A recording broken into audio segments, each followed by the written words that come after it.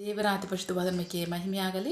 ಕ್ರಿಸ್ತನ ಮೂಲಕವಾಗಿ ದೇವರ ಲೋಕಕ್ಕೆ ಮತ್ತೊಂದು ಹೊಸ ಮುಂಜಾನೆಯನ್ನು ದಯಪಾಲಿಸಿದ್ದಾರೆ. ಹಾಗಾಗಿ ನಾವು ದೇವರಿಗೆ ಕೃತಜ್ಞ ಹೃದಯ ಉಳ್ಳವರಾಗಿರೋಣ.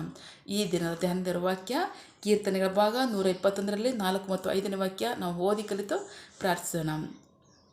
ಈಗೋ ಇಸ್ರಾಯೇಲನ್ನು ಕಾಪಾಡುವಾತನು ತೂಕಡಿಸುವುದಿಲ್ಲ, ನಿದ್ರಿಸುವುದಿಲ್ಲ. ದೇವರಿಗೆ ಸ್ತೋತ್ರ. ವಾಕ್ಯ ಭಾಗ ಏನು ಹೇಳ್ತದೆ ಅಂದರೆ, ಇಸ್ರಾಯೇಲನ್ನು ಕಾಪಾಡುವಾತನು ಅದನ್ನು ತೂಕಡಿಸದ ನಿದ್ರಿಸದ ದೇವರಾಗಿದ್ದಾನೆ ಅಂತ ವಾಕ್ಯ. ದೇವರಿಗೆ ಸ್ತೋತ್ರ. ಹಾಗಾಗಿ ನಿಮ್ಮನ್ನು ನನ್ನನ್ನು ಕಾಪಾಡುವಾತನು ತೂಕಡಿಸದ ನಿದ್ರಿಸದ ದೇವರಾಗಿದ್ದಾರೆ. ದೇವರಿಗೆ ಸ್ತೋತ್ರ. ಇನ್ನೊಂದು ವಾಕ್ಯ ನೋಡೋಣ. ಯೆಶಾಯ 40:28.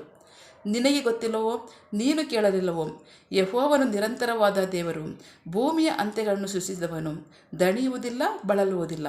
ಆತನ ತಿಳುವಳಿಕೆಯು ಪರಿಶೋಧನೆಗೆ ಅಗಮ್ಯ. ಆತನು ದಣಿದವರಿಗೆ ಶಕ್ತಿಯನ್ನು, ಬಲಹೀನರಿಗೆ ಬಹುಬಲವನ್ನು ಕೊಡುತ್ತಾನೆ. ದೇವರಿಗೆ ಸ್ತೋತ್ರ. ವಾಕ್ಯವಾಗ ನಮಗೆ ಹೇಳ್ತಿದೆ, ನಿಮಗೆ ಗೊತ್ತಿಲ್ಲವೋ, ನೀವು ತಿಳ್ಕೊಂಡಿಲ್ವೋ, ನೀವು ಅದನ್ನು ಅರಿತುಕೊಂಡಿಲ್ವೋ, ಆತನಲ್ಲಿ ನೀವಿಲ್ವೋ, ನೀವಿದ್ದೀರಾ.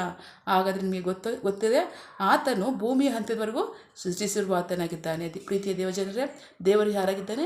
ಭೂಮಿಯ ಹಂತದವರೆಗೂ ಸೃಷ್ಟಿಸಿದ ಆತನಾಗಿದ್ದಾನೆ.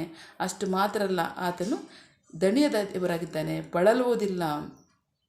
ಅಷ್ಟು ಮಾತ್ರ ಅಲ್ಲ, ಆತನ ತಿಳುವಳಿಕೆಯು ಪರಿಶೋಧನೆಗೆ ಅಗಮ್ಯವಾದದ್ದು.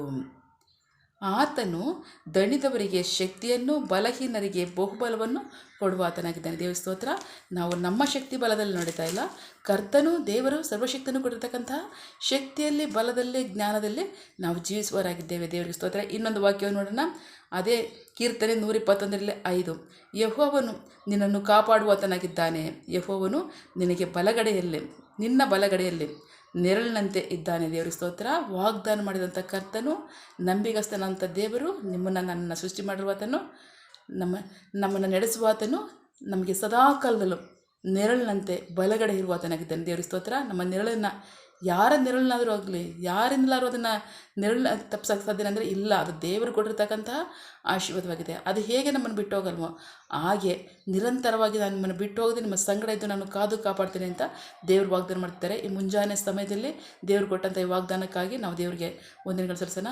ನಾವು ಪ್ರಾರ್ಥಿಸಿಕೊಳ್ಳೋಣ. ಸಕಲ ಸೃಷ್ಟಿಕರ್ತನೇ, ಸರ್ವಾಧಿಕಾರಿಯೇ, ಸಾರ್ವಭೌಮನೇ, ಉನ್ನತನೇ, ಮಹೋನ್ನತನೇ, ಮಹಾಪರಿಶುದ್ಧನೇ, ನೀತಿವಂತನೇ, ಅಧಿಪತಿ, ಸೇನಾಧೀಶ್ವರನೇ, ಇರುವಾತನೇ, ಸರ್ವವ್ಯಾಪಿಯೇ, ನಿರಂತರವಾದತನೇ. ಎಸಪ್ಪ, ಇದನ್ನೇ ವಾಕ್ಯಗಳ ಮೂಲಕವಾಗಿ ನಮ್ಮ ಸಂಗಡ ಮಾತಾಡೋಂಥ ನಿನ್ನ ಮಹಾಕೃಪೆಗಾಗಿ ನಿನಗೆ ಸ್ತೋತ್ರಪ್ಪ.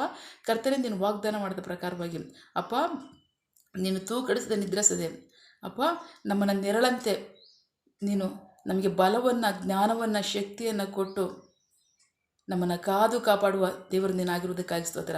ನಿರಂತರವಾಗಿ ಕಾಯುವ ದೇವರು ನೀನಾಗಿರುವುದಕ್ಕಾಗಿ ಸ್ತೋತ್ರ. ನಿನ್ನ ನಂಬಿಗಸ್ತಿಗಾಗಿ ನಾವು ಕೋಟಿ ಕೋಟಿ ಸ್ತೋತ್ರಗಳನ್ನು ಸಲ್ಲಿಸ್ತೀವಪ್ಪ. ದೇವರೇ, ನಿನ್ನ ಜನರು ಕೈ ಮಾಡ್ತಕ್ಕಂಥ ಕೆಲಸವನ್ನು ಆಶೀರ್ವದಿಸು. ಅವರ ಅವಶ್ಯಕತೆಗಳನ್ನ, ಅಗತ್ಯಗಳನ್ನು ಪೂರೈಸು. ಕೊರತೆಗಳನ್ನು ನೀಗಿಸು ಅಪ್ಪ. ಅವರು ನಿರೀಕ್ಷಿಸುವ ಕಾರ್ಯಗಳು ತಕ್ಕ ಸಮಯದಲ್ಲಿ ನಿನ್ನ ಚಿತ್ತಾನುಸಾರ ಅವ್ರದ್ದು ಹೊಂದ್ಕೊಳ್ಳಿ. ನೀನಾಗೆ ಮಾಡುವುದಕ್ಕಾಗಿ ಸ್ತೋತ್ರ. ನಮ್ಮ ಪ್ರಾರ್ಥನೆ ನೀವು ಕೇಳಿದ್ದೀರಾ, ಅದರಂತೆ ನಡೆಸ್ತೀರ, ಅದಕ್ಕಾಗಿ ಸ್ತೋತ್ರ. ನಮ್ಮ ಪ್ರಾರ್ಥನೆಯನ್ನು ನಮ್ಮ ರಕ್ಷಕನಾದಂಥ ಯೇಸು ಕ್ರಿಸ್ತರ ಅತಿ ಪರಿಶುದ್ಧವಾದ ನಾಮದಲ್ಲಿ ಪ್ರಾರ್ಥಿಸಿ ನಿಮ್ಮ ಪಾದಗಳು ತರಿಸಿ ನಾನು ಬೇಡಿದ್ದೇನೆ, ನನ್ನ ಜೀವೋಳ ತಂದೆ. Amen. God bless you all. ದೇವರು ತಾನೇ ಇದನ್ನು ವಾಕ್ಯಗಳ ಮೂಲಕವಾಗಿ ನಮ್ಮ ಸಂಗಡ ಮಾತನಾಡಿದ್ದಾರೆ, ಆಶೀರ್ವದಿಸಿದ್ದಾರೆ. ಆಮೆನ್. All the best.